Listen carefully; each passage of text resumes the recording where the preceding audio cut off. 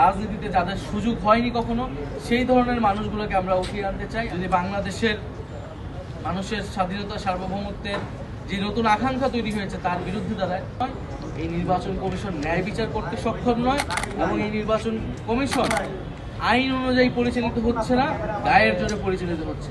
ফলে এই ধরনের একটি নির্বাচন কমিশনের অধীনে সুষ্ঠু নির্বাচন সম্ভব কিনা সে বিষয়ে জনগণের মধ্যে প্রশ্ন তৈরি হবে, আমাদের মনে প্রশ্ন তৈরি হবে। কিন্তু আমরা বলছি যে শাপলার যদি আমাদেরকে আইনি সাংবিধানিক ব্যাখ্যা দেওয়া হয় তখন আমরা অন্য যে কোনো প্রতীকে নিতে প্রস্তুত আছি। তবে আমরা এখন পর্যন্ত মনে করছি যে এখানে কোনো আইনি বাধা নেই। যদি রাজনৈতিকভাবে আমাদেরকে এটি আদায় করে নিতে হয়, যদি নির্বাচনে আমাদেরকে অংশগ্রহণ করতে বাধা দেওয়ার একটা পরিকল্পনা বা ষড়যন্ত্র হিসেবে এটি দেওয়া হয়, ফলে রাজপথই আমাদের একমাত্র জায়গা হবে। কিন্তু আমরা সেটা চাই না। আমরা গণতান্ত্রিকভাবে আমরা ইলেকশনের মধ্য দিয়ে আসলে সামনের দিকে এগোতে চাই। তৃতীয়ত, নির্বাচনের বিষয়ে আমরা আমাদের নির্বাচনী কার্যক্রম থামিয়ে রাখিনি। আমরা নির্বাচনী কার্যক্রম, আমাদের সাংগঠনিক কাঠামোর বিস্তৃতির সাথে সাথে আমাদের প্রার্থী বাছাই, স্ক্রিনিং সেগুলো চলছে এবং আমরা বলেছি যে খুব শীঘ্রই আমরা আমাদের যে প্রার্থী তালিকা আমরা ঘোষণা করব। এবং আমরা চাই যে আগামী সংসদে তরুণদের ভয়েস থাকবে। জুলাই গণঅভ্যুত্থানে যারা বাংলাদেশের বিভিন্ন প্রান্ত থেকে অংশগ্রহণ করেছে তাদের ভয়েস থাকবে।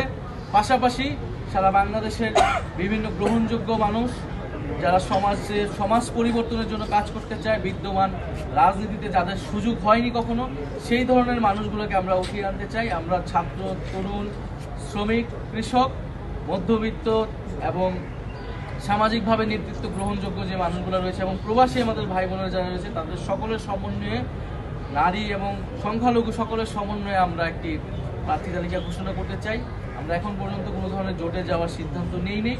যদি আমাদেরকে জোটে যেতে হয়, জোটে যাওয়ার সিদ্ধান্ত নেই, তা অবশ্যই একটা নীতিগত জায়গা থেকে আসবে। ফলে জুলাই সনদ আমাদের খুবই গুরুত্বপূর্ণ একটা মৌলিক জায়গা। জুলাই সনদ বা সংস্কার বিষয়ে আমরা দেখব যে কারা বাংলাদেশের পক্ষে, জনগণের পক্ষে দাঁড়াচ্ছে এবং আমাদের সাথে সহযোগিতা করছে। সে বিষয়ে, সেই জায়গা থেকে জোটের বিষয়ে বা কোনো ধরনের নির্বাচনী সমঝোতার বিষয়ে আমরা চিন্তা ভাবনা করতে পারি। কিন্তু যদি সংস্কারের বিপক্ষে কেউ দাঁড়ায়, যদি বাংলাদেশের মানুষের স্বাধীনতা সার্বভৌমত্বের যে নতুন আকাঙ্ক্ষা তৈরি হয়েছে তার বিরুদ্ধে দাঁড়ায়, এই ধরনের কোনো শক্তির সাথে বা যাদের ইতিহাসের অনেক দায়ভার রয়েছে, এই ধরনের কোনো শক্তির সাথে আমরা জোটে যাওয়ার ক্ষেত্রে আমাদেরকে অনেকবার ভাবতে হবে। কারণ আমরা একটি নতুন রাজনৈতিক শক্তি, জনগণের অনেক প্রত্যাশা আমাদের কাছ থেকে, আমরাও নিজেদের স্বাতন্ত্র্য নিয়েই দাঁড়াতে চাই। তো এই তিনটি বিষয়ে আমাদের বক্তব্য ছিল। এবং এছাড়া সামগ্রিকভাবে আমরা মনে করি যে বাংলাদেশে সামনের যে নির্বাচন সেটি গুরুত্বপূর্ণ একটি নির্বাচন। আমরা চাই দ্রুত সময়ের মধ্যেই, ফেব্রুয়ারি যে টাইমলাইন ঘোষণা করা হয়েছে ফেব্রুয়ারির মধ্যেই যাতে নির্বাচন হয়। নির্বাচন নিয়ে যাতে কোনো ধরনের অনিশ্চয়তা তৈরি না হয়, এই জন্য সকল পক্ষকেই কাজ করতে হবে।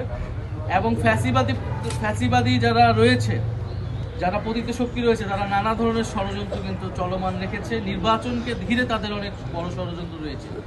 এবং যদি ক্ষমতার লোভে কোনো দল বা কোনো শক্তি মনে করে তারা এককভাবেই সব কিছু করবে বা এই জাতীয় ঐক্য ভেঙে দিবে বা জনগণের আকাঙ্ক্ষার বিপরীতে দাঁড়াবে, তাহলে কিন্তু হিতে বিপরীত হবে।